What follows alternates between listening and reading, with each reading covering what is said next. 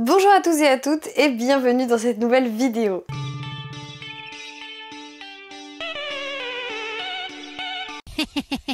Je suis hyper contente, vous pouvez pas imaginer de vous faire cette vidéo aujourd'hui, déjà parce qu'on a un nouveau setup. Et oui, c'est officiel, j'ai enfin fait ce setup que je disais vouloir faire depuis si longtemps. Il y a encore des petites choses à améliorer, mais je trouve que c'est franchement un bon début. N'hésitez pas à me dire ce que vous en pensez en commentaire. Avant que la vidéo ne commence, déjà je souhaite la bienvenue à la MIF pour cette aventure du jeudi comme d'habitude à 18 h. Et pour les nouveaux ou nouvelles, n'hésitez pas à vous abonner, à liker la vidéo pour rejoindre l'aventure avec Rouliette.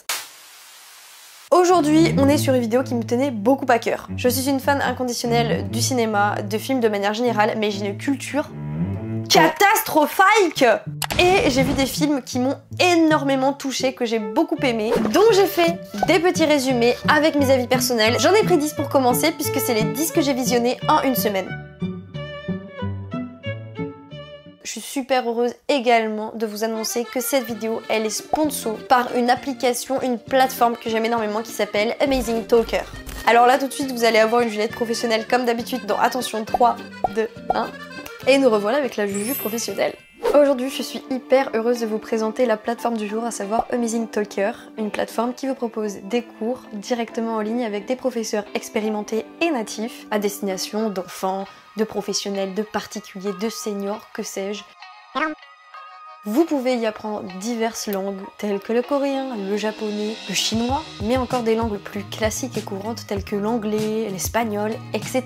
Et en plus, vous avez des cours de chant possible, des cours d'instruments, ça s'arrête même pas qu'aux langues. La raison pour laquelle je suis hyper contente d'avoir cette collaboration pour cette vidéo qui tourne autour des films, vous êtes peut-être en train de vous dire mais c'est quoi le lien concrètement? J'ai personnellement appris, je pense, l'anglais comme beaucoup de gens au collège, au lycée, de manière scolaire, mais là où j'ai vraiment appris les tournures de phrases, les jeux de mots, le vocabulaire basique des conversations qui fait qu'aujourd'hui je le parle vraiment quasi couramment, c'est grâce aux séries et aux films. C'est à force de regarder, de me forcer à les regarder en VO ou à avoir des sous-titrages anglais parce que j'avais pas le choix quand je regardais des dramas coréens à l'époque où c'était pas sur Netflix. C'est vraiment comme ça en fait que je me suis forgé ma culture et mon pilier en fait, mon socle au niveau des langues. Et parce que vous n'avez pas accès aux mêmes couleurs d'émotions dans la voix qui passe à travers la langue, je trouvais ça hyper intéressant de proposer une plateforme qui vous donne accès à des cours dans ces fameuses langues. Ce qui est génial avec cette application, en fait, il y a plusieurs points. Il y en a 4, je crois que j'ai noté au total. Déjà, c'est que le premier frein, je trouve, à avoir des cours de langue, c'est l'emploi du temps.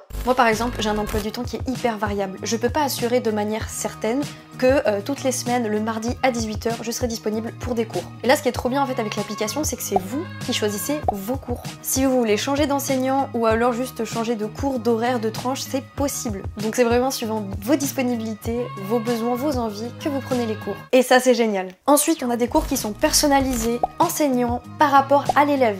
C'est-à-dire que quand vous prenez un cours, notamment avec un nouvel enseignant, il va vous demander votre niveau, il va y avoir un petit questionnaire. Quelle tranche d'âge vous avez? Est-ce que vous êtes débutant, intermédiaire, confirmé? Les axes que vous voulez privilégier? Est-ce que vous voulez juste, je sais pas, savoir lire dans votre langue? Ou faire des conversations bateau? Ou alors préparer un examen important? C'est vraiment hyper adapté à vous. En plus, c'est des professeurs qui sont hyper expérimentés, hyper pédagogues, donc vous allez pas non plus vous sentir mal ou gêné, je sais pas, par rapport à quelqu'un qui aurait pas l'habitude d'enseigner parce que littéralement c'est leur taf. Et vous le ressentez à travers l'échange. Enfin vraiment ils mettent trop à l'aise direct. Et enfin mon dernier point, c'est que vous avez un budget qui est adapté à vous. En effet, ce qui peut être également un frein au-delà du fait d'aller au cours, que ce soit même par visio ou en réel, de l'emploi du temps, c'est le prix. Et là sur le site vous avez vraiment des budgets différents, donc accessibles pour beaucoup plus de gens. Vous avez des cours d'essai, ils sont à 3 € ou à 1 €. Vous avez des bons de réduction qui sont donnés par le site ou par les enseignants. Et d'ailleurs vous pouvez obtenir un petit coupon de 10 $ comme ça cadeau en cliquant sur le lien dans la description. Si vous voulez faire genre 1, 2, 3 cours, c'est possible. Voilà, merci encore à Amazing Talker d'avoir sponsorisé cette vidéo et j'espère vraiment que la plateforme va vous plaire comme moi elle me plaît. Au retour à la vidéo. Sans plus tarder, nous allons directement commencer avec ces 10 films que j'ai vus récemment et qui ont tout à fait changé ma vie. Premier film à vous proposer, il s'agit de La French. On est à Marseille, en 1975. Pierre Michel est un jeune magistrat venu de Metz avec femme et enfants. Il est nommé juge du grand banditisme. Ouais non, ça rigole pas, franchement, ça rigole pas. Il décide de s'attaquer à la French Connection, une organisation mafieuse qui exporte l'héroïne dans le monde entier. N'écoutant aucune mise en garde, le juge Michel part seul en croisade contre Gaëtan Zampa, figure emblématique du milieu et parrain intouchable. Cependant, il va rapidement comprendre que, pour obtenir des résultats, il doit changer ses méthodes. Alors déjà, moi je connaissais pas d'œuvre de Cédric Jimenez jusque-là, et pour entrer dans son univers par ce film, je l'ai trouvé très riche et très dense. C'est-à-dire qu'on a des plans qui sont magnifiques, qui sont vraiment agréables à regarder, vraiment d'un terme esthétique, une colorimétrie mais qui est extraordinaire, une bande-son qui est hyper bien rythmée et qui rythme aussi l'action du film. C'est un film qui dure assez longtemps, et moi j'ai du mal à rester concentrée parfois quand c'est un peu long, quand en plus vous voyez c'est une enquête où voilà, ça n'est pas tout le temps d'action, mais personnellement j'ai pas du tout subi les longueurs. Personnellement, Jean Dujardin, je l'ai toujours connu dans des rôles à peu près drôles, enfin à part The Artist, et du coup ça m'a fait vachement du bien de le voir dans un rôle très sérieux qui lui colle à la peau. Mais tout ça pour dire que j'ai trouvé ça hyper intéressant de voir le travail de fond des juges en fait, et pour cette raison-là, pour la beauté des plans, pour la qualité des acteurs, de leur alchimie entre eux, de la direction du jeu, et tout simplement pour l'histoire. Et pour ce petit saut dans le vide, si vous êtes curieux et que vous connaissez pas trop cet univers, je vous le recommande chaudement. Ensuite, nous passons au deuxième film que j'ai vu cette semaine. Alors là, il s'agit d'un film qui a été vu et revu dans le sens où vous n'avez pas pu passer à côté. Il s'agit de Bac Nord. Et là où c'est drôle, c'est que c'est réalisé, encore une fois, par Cédric Jimenez, le même qui a réalisé La French. On est en 2012, il s'agit d'une histoire vraie. Les quartiers nord de Marseille détiennent un triste record, la zone au taux de criminalité le plus élevé de France. Poussée par sa hiérarchie, la BAC Nord, brigade de terrain, cherche sans cesse à améliorer ses résultats. Dans un secteur à haut risque, les policiers adaptent leurs méthodes, franchissant parfois la ligne jaune, jusqu'au jour où le système judiciaire se retourne contre eux. Avant tout et toute chose, j'en ai énormément entendu parler de ce film. Tout le monde en avait un peu son avis dessus, il y avait des personnes qui disaient « Waouh, c'est génial, etc. » D'autres qui disaient « Ouais, ça montre que l'action de la police, pas assez les milieux des quartiers sensibles, etc. de Marseille. » Je vais vous communiquer mon avis tout de suite. Pour moi, ce film, c'est un film qui oscille parfaitement entre la difficulté inqualifiable, à moins de l'avoir vécu, des policiers dans cette zone très particulière d'agir sur le terrain, et la dureté de ces milieux pleins de misère en fait qui sont laissés à l'abandon par l'État, où il y a une inaction étatique de s'occuper de ces lieux et des habitants qui en font partie. La seule réponse qui est alors amenée, c'est la fermeté, c'est la violence de la police. Dans ce film, au-delà de la prestation extraordinaire des acteurs, autant voilà dans La French, je l'avais déjà soulevé, autant dans Bac Nord, Gilles Lelouch, il m'a bluffé, et même François Civil, etc., tous les autres acteurs, on voit que des personnages extraordinaires empreints d'une émotion qui est très très forte, dans une qualité de réalisation, encore une fois, de Cédric Jimenez qui est hyper juste en fait. Il y a vraiment des moments où j'avais le cœur qui battait vite, j'avais le cœur qui battait fort. Pour moi, ce film, surtout quand on voit le travail de Cédric Jimenez, c'était un film qui justement montrait les failles de la police et les failles au niveau étatique. La police est lésée, donc du coup sa seule réponse c'est la violence, parce qu'elle n'a plus rien d'autre, et de l'autre côté, les gens de cité forcément ont encore plus de violence parce que c'est la réponse à laquelle ils font face, dans le sens qu'ils sont abandonnés par l'État. Et c'est en ça que j'ai énormément aimé le film. C'est un film qui vous fait vous poser des questions. En troisième film, on va bien évidemment parler des Misérables. Stéphane, tout juste arrivé de Cherbourg, intègre la brigade anticriminalité de Montfermeil dans le 93. Il va faire la rencontre de ses nouveaux coéquipiers, Chris et Guada, deux baqueux d'expérience. Il découvre rapidement les tensions entre les différents groupes du quartier. Alors qu'ils se trouvent débordés lors d'une interpellation, un drone filme leurs moindres faits et gestes. Ce film pour moi, c'est un vrai huis clos à ciel ouvert.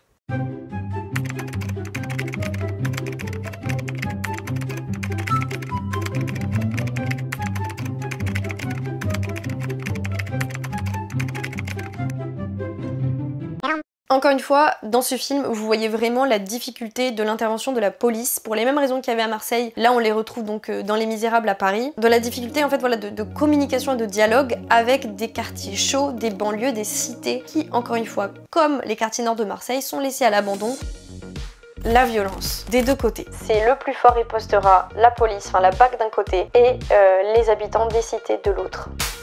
Et encore une fois, ce que j'ai beaucoup aimé dans ce film, c'est que vous n'êtes pas neutre. Vous n'êtes pas juste un spectateur, vous êtes acteur de ce film. Vous oscillez perpétuellement entre confusion, incompréhension, colère, questionnement, empathie. En fait, de tous les sens, vous êtes tiraillé, parce qu'il y a des fois où vous allez comprendre certains dires, certaines actions, et puis de l'autre, pas du tout. Et je pense qu'en fait, voilà, la question finale, une fois de plus, c'est contre qui devrions-nous nous battre réellement? Envers qui nous devrions demander des comptes réellement? Nous passons ensuite à un film tout à fait autre genre. Là, on était vraiment sur les 3 gros films. Maintenant, on va voir des choses beaucoup plus légères. Parfois, non. Là, en l'occurrence, c'est une chose légère. Romance qui s'appelle Mon Inconnu. Lycéens tous les deux, Olivia et Raphaël s'aiment comme des fous. Quelques années plus tard, alors qu'elle continue à passer des concours difficiles, Olivia supporte de moins en moins de se voir délaissée par Raphaël, devenu auteur de BD à succès. Un énième clash et la dispute de trop. Pour Raphaël, le conte de fées va virer au cauchemar. Un beau matin, il se réveille en effet dans un monde qu'il ne reconnaît pas. C'est la panique, d'autant que Olivia, devenue grande interprète, ne le reconnaît pas. Je m'attendais pas du tout à ce scénario-là en commençant le film par rapport à l'extrait que j'en avais vu sur TikTok. En fait, on a un film qui a une dimension fantastique. Alors pas fantastique en mode Seigneur des Anneaux, Marvel ou je ne sais quoi. Fantastique dans le sens où ce n'est pas plausible dans la réalité. Enfin, là, ça ne concerne que mon point de vue. Mais on a un mec qui se réveille un matin dans un univers parallèle.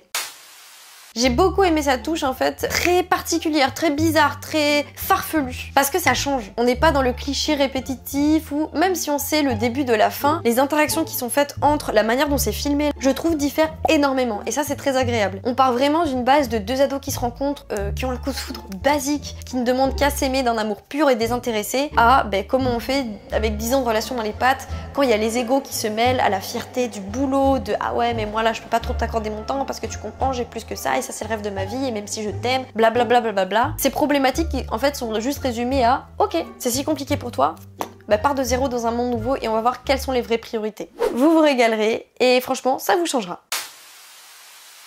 Nous passons ensuite au 5e film. Il s'agit d'un film que je me rêvais de voir parce que pareil je l'ai vu partout et je ne l'avais pas encore regardé de mes propres yeux. Il s'agit de Été 85. L'été de ses 16 ans, Alexis, lors d'une sortie en mer sur la côte normande, est sauvé héroïquement du naufrage par David, 18 ans. Alexis vient de rencontrer l'ami de ses rêves, mais le rêve ne durera peut-être pas plus qu'un été.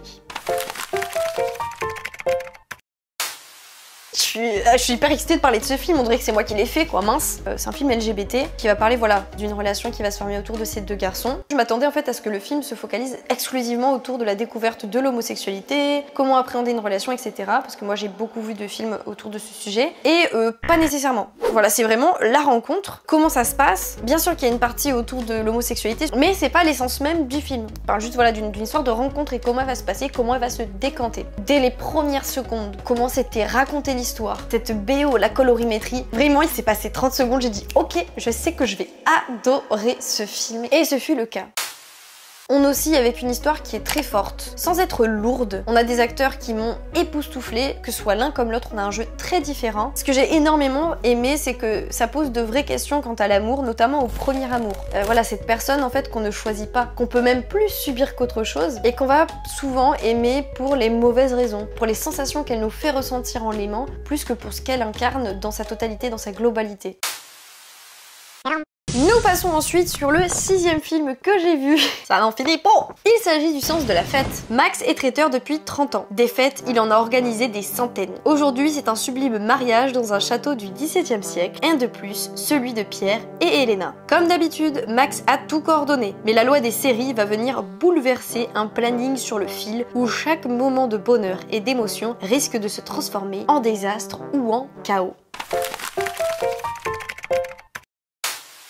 On est sur un film qui est assez long, pour un film français, il dure 2 heures je crois. On est vraiment pareil sur un one shot, comme si c'était un plan séquence fait un film, dans le sens où vous allez simplement suivre l'organisation de ce mariage, de la réalisation de ce mariage, donc voilà toute la fête qu'il y a autour, du matin au soir, par ce mec qui organise ces événements depuis 30 ans et toute son équipe. On a une fresque humaine à la hauteur de tout ce que j'avais espéré en regardant ce film. On a une performance extraordinaire de Bakri, c'est vraiment ce genre d'acteur qui a la classe à la française, donc pour ça vous allez vous régaler. On a un film qui ravit le cœur, qui vous fait passer par toutes les émotions, qui vous touche, qui vous fait beaucoup rire. Dans un sens, en fait, il y a un équilibre parfait entre une histoire de la vie de tous les jours et l'évasion dont on a besoin. Ça fait vraiment du bien, ça détend et c'est tout ce qu'il nous fallait pour ce film-là, que je vous invite vivement à voir.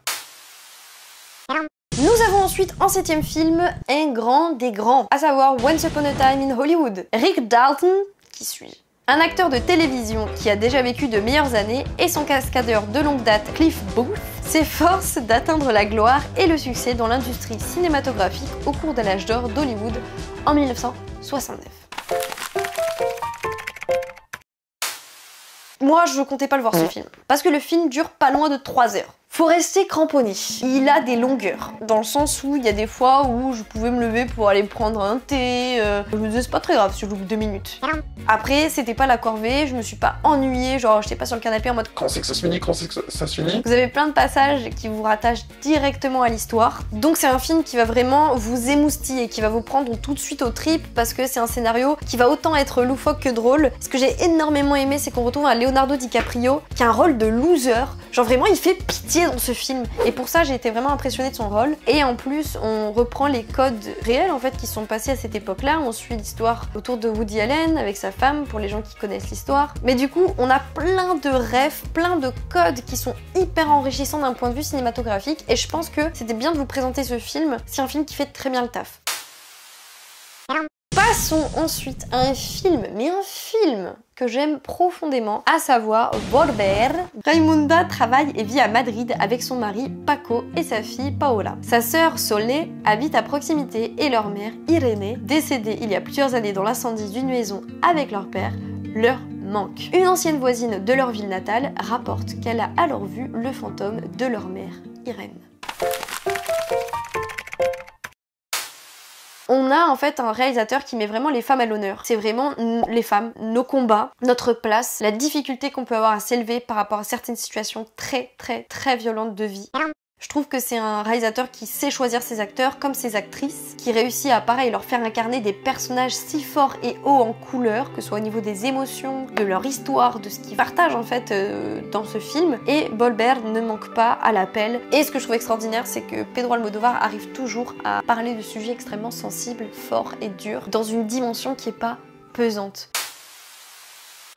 Ensuite, nous allons arriver sur l'avant-dernier film que j'ai vu cette semaine et que je vous recommande, qui s'appelle À bout de course. Pour avoir plastiqué une usine de napalm pendant la guerre du Vietnam par idéal pacifiste, Annie et Arthur Pop doivent vivre dans la clandestinité, car l'attentat a causé la mort d'un vigile et le FBI les traque sans relâche. Ils sont obligés de changer de nom, d'identité et de lieu de résidence très régulièrement. Une sorte de bohème forcée dont tout le monde a épuisé les charmes depuis belle lurette. Surtout Danny, le fils aîné.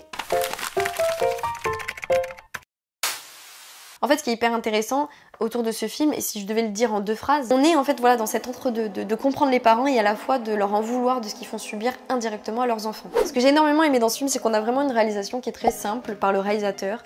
Il y a plein de fois en fait on a vraiment le sentiment que la caméra a été posée dans un coin de la pièce et on assiste à l'intimité de la famille. Et pour ça je trouve ça très intéressant. Le côté très minimaliste, très simpliste si je puis dire de la caméra et du fait que du coup on est vraiment immergé dans cette vie de famille. Ça amène à beaucoup de questionnements et à une vraie légèreté de vie quoi, de se dire être libre en fait.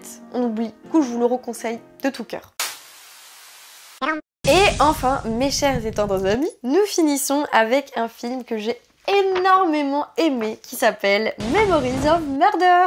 En 1986, dans la province de Gyeonggi, le corps d'une jeune femme, violée puis assassinée, est retrouvé dans la campagne. 2 mois plus tard, d'autres crimes similaires ont lieu. Dans un pays qui n'a jamais connu de telles atrocités, la rumeur d'actes commis par un tueur en série grandit de jour en jour. Déjà, la première chose que j'aimerais souligner, c'est que pour un film qui date de quasi 20 ans quand même, il a été filmé, je trouve, d'une manière très moderne. Encore une fois, on va retrouver un petit peu ce que je vous disais au début avec les films français Bac Nord, Les Misérables, La French. C'est qu'on va avoir un milieu bien opaque, sinistre, pluvieux, un peu deg quoi. Nous avons une illustration particulière de la police coréenne quant à ses moyens d'action, mais également quant à leurs difficultés pour traquer et appréhender un tueur en série dans un pays où déjà c'est très peu courant, où les moyens ne sont pas du tout les mêmes qu'on soit à la capitale ou dans le fin fond de la pampa. Et pour ça, encore une fois, Bong Joon-ho a fait très fort. Ce que j'ai trouvé très intéressant dans ce film, c'est qu'on le commence en fait en mode bon, c'est un petit thriller, c'est une petite enquête policière. Encore une fois, c'est pas nécessairement ma cam, mais pourquoi pas. Et on commence voilà en tant que spectateur, une fois de plus, à suivre cette enquête, à dire oh là là, mais comment ils sont trop nuls ceux-là, oh là là, comment c'est pas du tout bien ce qu'ils font, oh là là, ils devraient faire ci, ils devraient faire ça, à donner des conseils un peu à tout le monde. Et puis au final, quand on a voilà ce mec de Séoul qui arrive pour un peu rattraper le niveau, on se dit ah cool, lui il va nous montrer la vérité, lui il va trouver les pistes. Et en fait à partir de ce moment-là, on se rend compte qu'on est totalement imbriqué dans le jeu. On n'est plus spectateur, on est vraiment acteur du film. Et bien voilà mes copains, les 10 films que j'ai vus récemment et que je vous invite de tout cœur à voir. N'hésitez pas à me dire dans les commentaires ce que vous avez vu, ce que vous aimeriez que je voie. Voilà, vos impressions, ceci, cela. N'hésitez pas également à vous abonner pour suivre la suite des aventures de Juliette dans la vie de tous les jours. À liker la vidéo si ce n'est pas fait, ça me donne beaucoup de force. Je vous fais des très gros bisous, j'espère encore une fois que le setup vous a plu. Prenez soin de vous comme d'hab et à la prochaine.